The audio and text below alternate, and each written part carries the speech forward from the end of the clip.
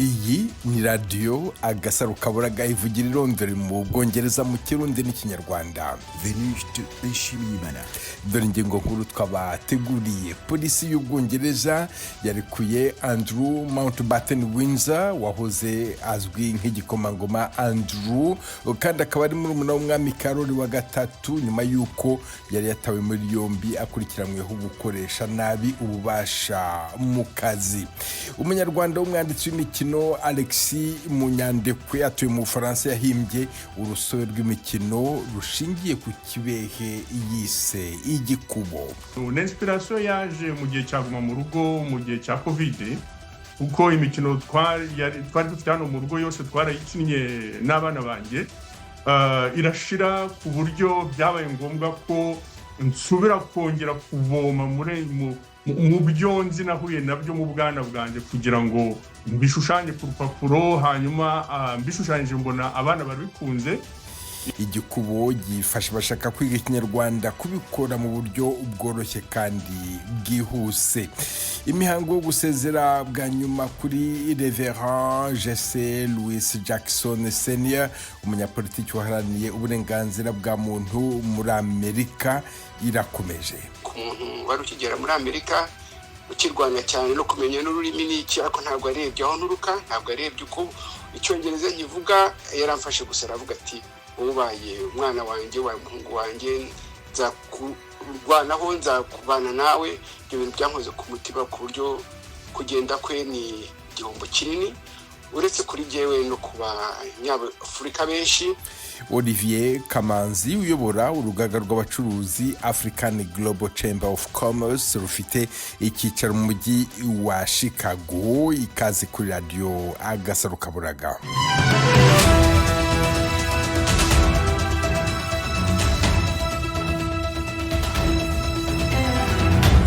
Polisi y'Ubwongereza yarekuye Andrew Mountbatten Windsor wahoze azwi nk'igikomangoma Andrew, kandi akaba murumuna w'umwami Karoli wa gatatu nyuma y'uko yari yatawe muri yombi kuri uyu wa kane akurikiranyweho gukoresha nabi ububasha mu kazi. Yari yafatiwe mu gace ka Norfolk ku bijyanye n'umubano we na Jeffrey Epstein wahamwe n'ibyaha by'ihohoterwa rishingiye ku gitsina.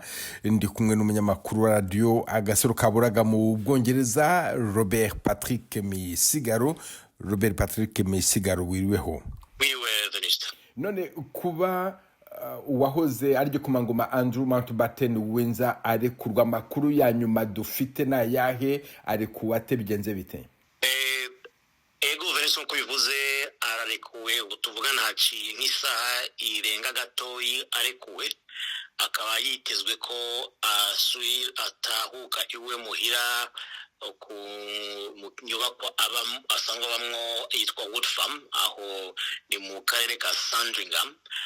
Ubwo rero icyatumye arekurwa igipolisi cyagitangaje, ariko haravugwa ibitandukanye, kuko barabavuga bati nkumbure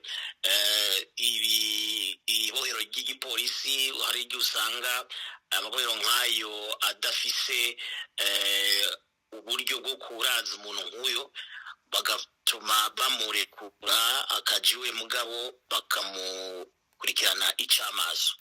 Mugabo ntibaratangaza neza icyo cyatumye arekurwa nyuma y'amasaha nkangahe afashe kuva mu gitondo. None ibi byaha nyirizina akurikiranyweho ni bihe? Icaha yafatiwe nk'uko igipolisi kivuga kijanye no kwigenza nabi ari mu mabanga ya leta. Bakavuga ko yoba hari amabanga yerekeranye n'iz'ubutunzi yoba yarahaye bwa mugabo Epstein. Ayo mabanga rero ntatabwo yariyo, umugabo ngo ajanye n'igihe yaraserukiye Ubwongereza mu bijanye n'ivy'ubutunzi. Hari undi mu bantu bagize umuryango w'ibwami bw'Ubwongereza wigeze atabwa muri yombi mu mateka tuzi ya vuba. Ibi bivuga iki ku mikorere n'isura y'ubwami bw'Ubwongereza? Mu mateka ya vuba nta bintu nk'ibi byari bwabe Venuste. Ngira ngo abakurikirana amateka y'Ubwongereza bavuga ko byoba biheruka nko mu myaka 400 iheze. Umva ubu bwabo ntibiheruke. Icyo bivuga rero ni kwa konona isura y'ubwami bw'ubwongereza bibandanya. Umuntu yovuga yuko ari irindi bara riguye kuko urabona ubwa mbere hari hasanzwe hari ayo matohoza yerekeye guhohotera abakobwa bakiri bato. Ivyo Andrew yamye hakana kuko n'ubu n'icaha bamurega ko nacyo yaragihakanye akavuga ko atakibi yigeze akora igihe yari umugenzi wa Epstein. Ni kwa kundi kuko nyene ubwami bw'ubwongereza buriko buragwana no gukiza isura yabwo. Ubu itifashe neza na gato. Urazi harigeze kuza ivyo gushwana bagatatana. Uravye kijya gikomangoma Prince Harry akanasohora igitabo kitabonywe neza cerekana ibibazo biri mu bwami harimo n'ivyagirije by'ivanguramoko. Ivyo vyose vyatumye isura y'ubwongereza isa n'iyitaboneka neza. Akongera ko rero ibi vy'uyu mwene wabo n'umwami ntibihagaze neza na gatoyi. Urumva bari mu ngorane zitoroshe bishobora kubagora kuzikuramwo, ariko nk'uko wizi ubwami bw'ubwongereza bufite amateka amaze imyaka myinshi cyane ku buryo utovuga uti hari uguhungabana kurengeje gushobora kuba. Kiretse ko kandi ubiravye urabona ko uyu Andrew bariko baramwitandukanya. Umwami Karoli akareba mwene nyina we yakiriye ate aya makuru? Mbese ibi nk'uko abivuga birarushaho koko guhungabanya icyizere cy'abaturage ku bwami nyuma y'ibindi byasha byagiye bihaboneka? Amakuru tubona nuko umwami ngo yamenye ayo makuru nk'abandi bose, yamenye mwene wamaze gufatwa, niko biriko biravugwa. Mbere kare aho yari yitabiriye ibirori vy'imideri ngaha mu muji wa London, abanyamakuru bamubajije ico kibazo aracihoza, ariko mu nyuma yasohoye itangazo aho yavuze yuko ngo amategeko ategerezwa gukurikirwa, no ubutungane bategeka kuri ubutungane bugakora akazi kabo. Kavuga ati icyaha kizagira uwacagiriwe, ati mugabo no kurondera ukuri, ubutungane nibukore. Aho niho yagejeje, nta kindi kintu umwami yoba yatangaje. Izi nyandiko za Epstein Files zikomeje gutera akamaramaza uyu wahoze ari igikomangoma Mountbatten Andrew Windsor. Haba hari andi makuru ashobora gusohoka akagira izindi ngaruka z'amategeko? Ubwa mbere urazi yuko yahakanye ivyuko yoba yaragiye mu byo guhohotera abana b'abakobwa, ariko hari benshi bavuga bati hariho ivyemeza vyinshi. Ivyo navyo rero birashobora gusohoka mu nyuma bikiyongera kuri ibi, noneho ibintu bikaba bibi gusumvya. Mugabo gushika ubu kuba honyene yatawe muri yombi n'igipolisi naho vyamaze amasaha makeyi, ni mu Kinyarwanda bavuga igisebo. Ni igisebo gikomeye ubwami bw'ubwongereza no kuri we bwite, ku buryo umuntu aribaza ati azosubira mu buzima busanzwe gute. Robert Patrick Misigaro, umunyamakuru wa Radio Agasaro Kaburaga hano mu Bwongereza, ndagushimiye cyane kandi nkwifurije umunsi mwiza. Urakoze nawe Beniste. Agasaro Kaburaga. Mukomeje kumva Radio Agasaro Kaburaga ivugira irondera mu Bwongereza mu Kirundi n'Ikinyarwanda, mu gihe isi y'imikino yo kumeza ikomeje kwaguka no guhindura uburyo abana n'abakuru biga no gutekereza. Umwanditsi w'imikino Alexis Munyandekwe yahimbye urusobe rw'imikino rushingiye ku kibehe yise igikubo. Ni ikibehe gikinirwaho imikino itandukanye, kuva ku mikino yigisha kubara no guteranya ku bana bato kugeza ku mikino ishingiye ku mibare, indimi, amateka ya Afurika ndetse n'ikoranabuhanga rya mudasobwa. Uyu munsi turaganira na Alex Munyandekwe ku ntego y'igikubo, ku kamaro kacyo mu burezi no mu gusigasira ururimi ndetse n'icyerekezo cy'uyu mushinga nyafurika. Urakoze cyane Venuste, nsuhuje abari kutwumva kandi nsuhuje n'abazatwumva mu gihe kizaza. None nkwakiriye kubera ko uri umwanditsi w'imikino ikinirwa ku kibehe, nagira ngo udusobanurire iyo mikino ikinirwa ku kibehe ni iyihe, wandika n'imikino bwoko ki? nandika imikino ikinirwa ku kibehe bita board games mu cyongereza, akaba ari imikino mu gifaransa bita imikino de stratégie, imikino yigisha kubara, ikigisha n'ibindi bintu bijyanye na mudasobwa ndetse ikanigisha n'indimi. Ni imikino nanditse guhera mu gihe cyaguma mu rugo cya covid, bitewe nuko nabonaga ko imikino yo muri Afurika iri kugenda ikendera, noneho aba ariyo ngenderaho kugira ngo nkore imikino yindi ishobora gufasha abana n'abantu bakuru kugira ngo bige ibijyanye n'umuco wabo. Iyo mikino nyafurika wagendeyeho ni iyihe? Nagendeye ku mikino nyafurika iri muri famiye bita Mankala. Imikino bita Mankala dusangamo igisoro mu Rwanda, ikibuguzi Burundi, umukino witwa Bao muri Tanzania na Kenya, imikino bita Awale yo muri Afurika y'Iburengerazuba, ndetse n'umukino wa Songo wo muri Cameroon.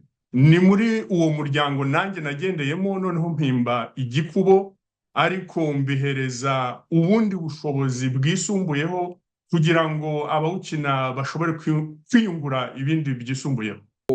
Wandike iyi mikino, abumva radio Agasaro Kaburaga bakeneye kumenya wowe uri muntu ki, kugira ngo wandike imikino ukoresha ubuhe buhanga? Tubwire amashuri wize muri make kugira ngo ugere kuri ubwo buhanga umuntu yagira ngo ni nkaho ari ubuhanga buremano.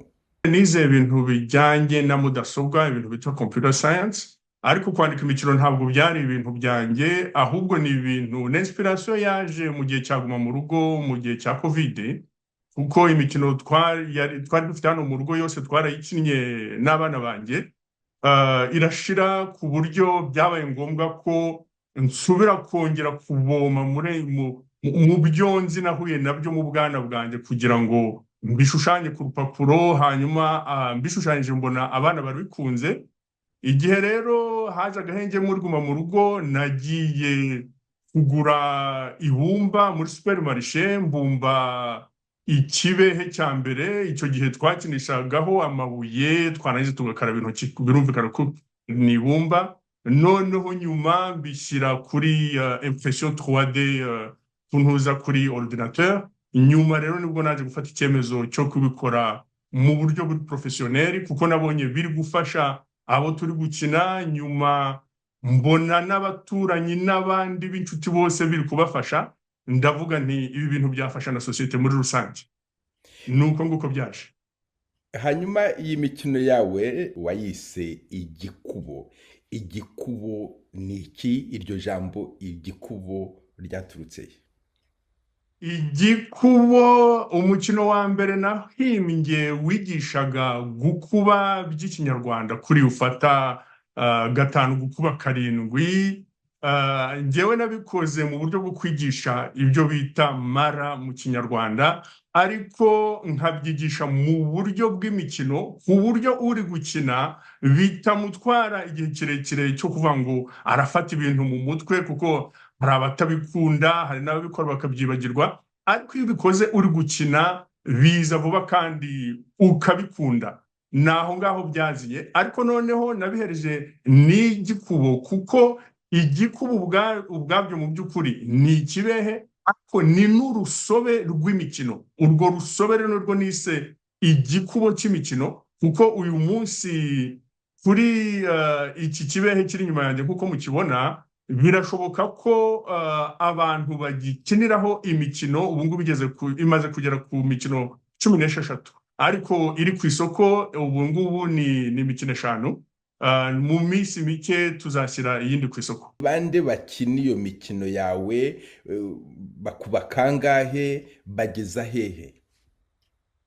Mu by'ukuri bakina hose, nubwo hari ikintu nagira ngo nsobanure neza ku bijyanye no gukuba. Ibyo ni umukino umwe, ariko hari indi mikino irimo ijyanye no guteranya no gukuramo. Hari imikino irimo ijyanye n'ukuntu mudasobwa ibara biriya bita ngo ni binary systems, ukuntu hashobora gukoreshwa uburyo bwa kera bw'abanya-Ethiopia bakuba imibare ku gikubo. Birashoboka hari n'uburyo bundi, iyo ni imikino igenda inyuranye, hari indi mikino dushobora gukinamo ururimi rw'ikinyarwanda ku buryo amabuyenge cyangwa se amapiyo mu gifaransa dushobora kwandikaho ingombajwi, noneho abakina bakagenda bakora amagambo bahereye ku bicumbi by'amagambo. Uwo mukino ni nawo nshaka gutura abanyarwanda, ni umukino nise igicambo, igicumbi, ijambo, igicambo. Hari n'indi mikino ijyanye na biology. Hari umukino ndimo gutegura, nzawushyira ku isoko mu minsi ya vuba, turimo kuwutesta, witwa igikubo gene code, genetic code. Hari imikino ya strategy ijyanye na football. Hari imikino myinshi cyane ijyanye n'ukuntu abana bashobora gukoresha nk'imibare yagiye ivumburwa mu buvumo aho bita Blombos muri Afurika y'Epfo, imibare yavumbuwe ku igufa rya Ishango hariya mu burasirazuba bwa Kongo, bakagenda bayikina, bakagenda biyungura ubumenyi bwinshi. None abanyarwanda batuye igicambo, icyo gicambo bazagikina bate? Igicambo gikinirwa ku kibehe cy'igikubo. Mu by'ukuri icyo nakoze kugira ngo nkore igicambo, nafashe amabuyenge cyangwa se amapiyo yo ku gikubo ndayahindura, nyahereza iyindi forume, ariko nyandikaho n'ingombajwi ku buryo bagenda bakina. Noneho bitewe n'imirongo iri ku gikubo, bafite uburyo bashobora guhuza izo ngombajwi, noneho za ngombajwi zigakora ibyo twita ibicumbi by'amagambo. None ibyo bicumbi, iyo babonye igicumbi cy'ijambo uhita umenya ijambo iryo ari ryo. Iyo rero abakinnyi bamaze gukoresha amagambo menshi, bamaze gukora amagambo menshi, ashobora kuba 20 cyangwa se 30, nibwo batangira gukora inkuru.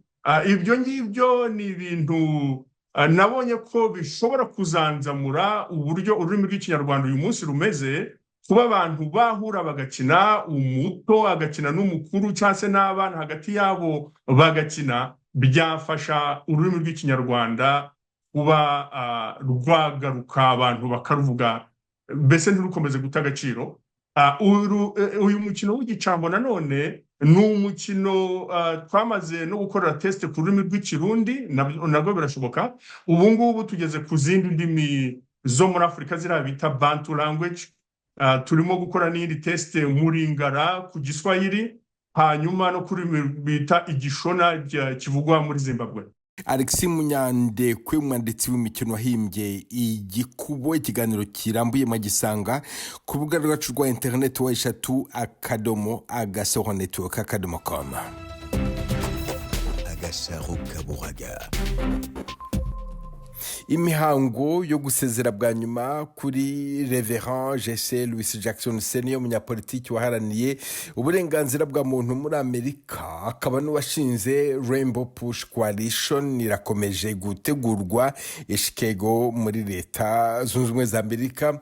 Kuva mu by'ingaragambyo iharanira uburenganzira bw'abirabura muri Amerika kugeza ku kurwanya ivangura ryari rishingiye ku ruhu muri Afurika y'Epfo, ijwi rye ryumvikanye ku isi yose. Muri iki gihe cyo kumwibuka turaganira na Dr Olivier Kamanzi, umuyobozi wa Africa Global Chamber of Commerce ifite icyicaro i Chicago, wakoranye na Reverend Jackson imyaka igera kuri 20 ku buzima bwe, urugamba rwe n'umurage yasigiye Afurika n'abirabura ku isi. Murakoze cyane Venuste. None wakoranye imyaka hafi 20 na Reverend Jesse Jackson, yarinde kuri wowe ku giti cyawe? Murakoze cyane.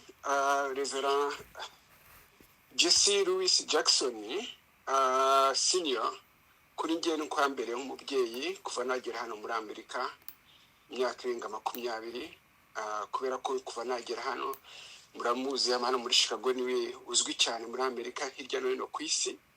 Kuva nahagera duhuye bwa mbere yambajije tuturuka hehe, ndamubwira ntuturuka mu Rwanda, arangije arambwira ati amateka yanyu ndayazi. Kubera icyo gihe yahise amfata nk'umwana we, navuga nk'umuhungu we, arangije arambwira ati buri wa gatandatu mu gitondo ujye uza kwitabira tugira ibiganiro bya buri gitondo aho tuganira ku bintu bitandukanye. Bibaye byiza aravuga ati ikigo uyobora Africa Global Chamber of Commerce mbahaye umunsi kuba agiye yagiraga ibiganiro byinshi akagira ibitaramo byinshi, aratubwira ati mbahaye umunsi wa Afurika. Uwo munsi ni uwa Afurika mbageneye kandi ndawugushinze ujye uyobora. Uwo munsi ni umunsi uhuza abantu hirya no hino ku isi, ibikomangoma, abaperezida, abantu bose baturutse, agira gutya aduha umunsi, ati umunsi ni uwa Afurika. Ibyo rero byankoze ku mutima cyane ku muntu wari ukigera muri Amerika, ukirwanya cyane no kumenya n'ururimi n'iki, ariko ntabwo arebye aho nturuka, ntabwo arebye uko icyongereza nkivuga. Yaramfashe gusa aravuga ati ubaye umwana wanjye, wabaye umuhungu wanjye, nzakurwanaho, nzakubana nawe. Ibyo bintu byankoze ku mutima ku buryo kugenda kwe ni igihombo kinini, uretse kuri jyewe no ku banyafurika benshi araba hano muri diaspora hirya no hino ku isi, ndetse n'abantu bo hirya no hino ku isi, ngo wenda turaguze kuganira kwe twavuga ku buzima bwe. Ariko icyo nicyo kintu cyankozeho ku buryo yaranyakiriye akangira nk'umuhungu we. Icyo kintu cyaramfashe ku mutima cyane ku buryo ubu ngubu kugenda kwe byadushenguye cyane. Turaza kugaruka ku banyafurika bari muri Amerika, bo ndashaka kuvuga bo muri diaspora mu kanya, ariko ku banyamerika babirabura Jesse Jackson asigiye iki amateka? Amateka ya Jesse Jackson ni maremare cyane. Kurabona ko icyo cyazwiho cyane ni uko muri igihe Martin Luther King bamwicaga bari kumwe harya kuri balcony. Mwarabonye bamwica bari kumwe bahagararanye banavugana. Akandi icyo gihe amenyana na Martin Luther King, yamukuje mu ishuri yigaga mu seminari, aramubwira ati ngwino uyobore ikintu cyazateza abirabura imbere, cyane cyane amushinga ubukungu, guteza imbere mu bukungu bw'abirabura bo muri Amerika. Icyo kintu rero nta kindi yakora uretse kuvuga ibintu bijyanye n'ubukungu. Icyo kintu yakoze cyane kugira ngo abirabura bo muri Amerika biteze imbere. Urebye abanyamerika b'abirabura ibyo bagezeho byose Jesse Jackson wabikoze, kuko niwe wari ushinzwe ishami ry'ubukungu mu cyo Martin Luther King uyu wayoboye abirabura bose hano muri Amerika kugira ngo bave nakwita nko mu bucakara ariko nabyita mu ivangura ryari rihari riteye ubwoba, gushyiraho n'itegeko ryo gutora. Ibyo byakozwe na Martin Luther King na Jesse Jackson, ku abirabura batora muri iki gihe nibo babikisha. Abo bantu bagendanye Martin Luther King bashyiraho itegeko y'M1965 bagishyizemo uruhare runini cyane. Ibyo ni ikintu gikomeye. Ikindi abirabura abamukeneyeho, ngira ngo mwumva bo bitwa African American. Iryo jambo ni Jesse Jackson, Reverend Jesse Jackson warizanye bwa mbere ati tugomba kwivangura tukamenya uko twita kwa hano muri Amerika. Niwe wazanye iryo jambo rya mbere, avuga tujye twitwa African American. Iryo jambo bararizi rero, niwe warizanye bwa mbere. Ikindi gikomeyeho cya mbere ni amagambo cyo bita amasloga aho yakunda gukora, ariko ntago ari amasloga, ni ibintu yagiye ashyira mu bikorwa. Icyo bitaga ngo I am somebody, ngo ndi umuntu, ndi umuntu yo ndi mu bandi, ngo nshobora kuba ndi umukene ariko ndi umuntu, nshobora kuba ntari ariko ndi umuntu, nshobora kuba ndi muri gereza ariko ndi umuntu. Ikindi cya kabiri akavuga ati keep hope alive, ni ukuvuga ngo uhore wizera buri gihe aho wari hose, waba wituye hasi, waba ufite ibibazo bimeze gute, ugomeze wizere cya cyizere. Gushyira icyizere mu bantu nicyo natwe bungu tugenderaho, tuzahora tumwibukaho cyane kuri icyo cyizere, kugora twizera yuko hari ejo. Niyo waba ufite ibibazo uyu munsi, ejo hazahoraho, kandi wizere ko ibyiza biri imbere. Ibyo ni ibintu navuga muri make abirabura muri Amerika, ndetse twe abirabura twese tuzahora tumwibukiraho. None se umufata ute nk'umunyapolitiki, nk'umuyobozi w'impinduka, cyangwa se ijwi ry'ubutabera? Ibyo bintu uvuze ni ibintu bikomeye cyane. We ni byose, ibyo byose uvuze nibyo, kuko kugeza n'ubu kugira ngo umusobanuro uvuge ngo ni umuntu wari uri muri politike, ni umuntu wari ubutabera, buri iki byose yarabikoraga ahantu hose. ikibazo cyose cyabaga muri Amerika bamuhamagara akamwitwaza. Iruka mu gihe cya George Floyd muri Minnesota wabonye ko yarahari, ubona iby'ubukungu akaba hari boycott ibibazo, akavuga akagira gutya, agafata abantu akabashyira mu mihanda akavuga ati aba bantu badaha akazi abirabura ntabwo tuzongera kujya tubahahira, bagakora boycott kandi bigahagarara. Icyo kintu nta kugira ngo ugireho umushyira birakomeye, ariko ikintu yakoze muri mbere mu gikomeye cyane muri Amerika no guhindura politiki yo muri Amerika, kubera yuko Obama ntiyashobora kuba perezida iyo hatabaho Jesse Jackson, kubera ko Jesse Jackson niwe wa mbere umwirabura watinyutse kuvuga ati ngiye kuba perezida wa Amerika muri 1984 muri 1988. Muri 1988 akaba yarabaye wa kabiri mu gutsinda, mu by'ukuri yari hafi gutsinda gwawe perezida, byari biri hafi. Icyo gihe ikintu yakoze nuko yahinduye uburyo abantu babona amajwi.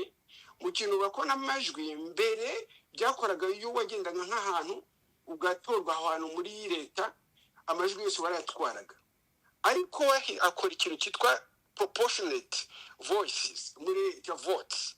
Aragenda aravuga ati nimba abonye amajwi hano akajya nk'ahantu akabona amajwi angana gutya na gutya, undi akabona amajwi gutya na gutya, ntabwo ari ngombwa ko buri wese afata yose, ahubwo ugomba kuyagabana, bakabagabana bose. Nko muri New York Hillary yari yatsinze ko yari yafashe amajwi yose, ariko ko amajwi bagomba kuyagabana, Obama niwe watsinze New York, bituma atsinda kuba gutsindira guhita mu bademokrate. Ibyo byose ni Jesse Jackson wabikoze kugira ngo Obama ashobore gutsinda. Ibyo ni ibintu iyo ataba yarabikoze ngo ahindure ibintu by'amatora, ukuntu batora muri za primaries hano muri Amerika, icyo gihe Obama ntiyari gutsinda kuko Hillary Clinton niwe wari watsinze, ariko Obama ari uhita kubera icyo kintu yakoze, ku buryo tumubona nk'umuntu watumye politiki yo muri Amerika ihinduka. Abirabura akaba bashobora kuba batorwa kubera uruhare runini yabishyizemo. Ariko uribuka ko natangiye mubwira yuko icyo Dr. Martin Luther King yari yamushinze yari guteza abirabura imbere mu rwego rw'ubukungu, ariko urumva ari muri ya politiki, kuko we yarabonaga akavuga ati utagiye muri politiki ntabwo wahindura ibintu. Bituma yinjira muri politiki, kandi ubundi urumva ko ari revera, wari warigiye mu bintu by'Imana, ariko ntiyakora ibintu by'Imana, nubwo yakomeje kuba we no mu rugo wigeza iwe afite urusengero, ni pastor, ariko urumva ko umuntu ukora byose, nta nushobora kuvuga ngo mushyize ahangaha, akora byose, yakoraga byose. Mukanya avugaga yuko akwakiriye uturutse mu Rwanda ukiri muto kandi akagufata nk'umwana. Ni gute yahuje abanyafurika baba aho ngaho muri Amerika nabo ku mugabane wa Afurika? Iki kibazo ni cyiza kuko uribuka nimba Afurika, ubwigenge bwa Afurika twibuke ko tubukesha abantu babaga muri diaspora cyangwa se aba African American n'abantu babaga hanze ya Afurika. Buriya ubwigenge bwa Afurika bwabayeho kubera ko hari abantu bitanze muri diaspora, ibintu byo muri Afurika bigahinduka. Abo bantu rero hari iyo muvoma ya movement ya Martin Luther King, n'abandi bitwaga Du Bois, n'aba Jesse Jackson bihuje n'abandi bantu muvoma yabirabura muri Afurika, ba Kwame Nkrumah n'abandi ba Nyerere n'abandi bose bo muri Afurika bihuje barakorana. Iyo muvoma yatangiye kera mu myaka 60. Ntabwo gukorana na Afurika ntabwo ari ibintu byatangiye kuri Jesse Jackson, byatangiye kuri izo za muvoma z'aba diaspora abirabura abanyafurika bo muri Amerika n'abirabura bo muri Afurika bakomeje gukorana, kandi n'ubu tukaba tugikorana. Ni muri urwo rwego nibwo twanahuye noneho we yakomeje gukorana n'abanyafurika. Buri urabona nko gufungurwa kwa Mandela yabigizemo uruhare rukomeye cyane, kuko bakoraga boycott, kuko abanyamerika bagifasha bari abazungu bo muri Amerika, bo muri Afurika y'Epfo, bano birabura ba hano ba Jesse Jackson n'abandi baboyikota za magaze, bakanga guhahiramo, bagira gute, kugeza ubwo Afurika y'Epfo yemera gufungura Mandela. Iyo batagira mu ruhare, abantu nka Jesse Jackson batagira mu rugo ruhare, ntago Mandela kuva muri prison. Aha no dusoreje aya makuru kuri radio Agasaro Kaburaga. Mwakoze kudutega amatwi, dukomeje kandi gahunda gusigasira umuco karande n'ururimi gakondo. Dore umugani uyu munsi: ururimi rwikoreye ubusa ntirukwirwa mu gutwi. Umusi mwiza, mwari kumwe na Venuste Nshimiyimana.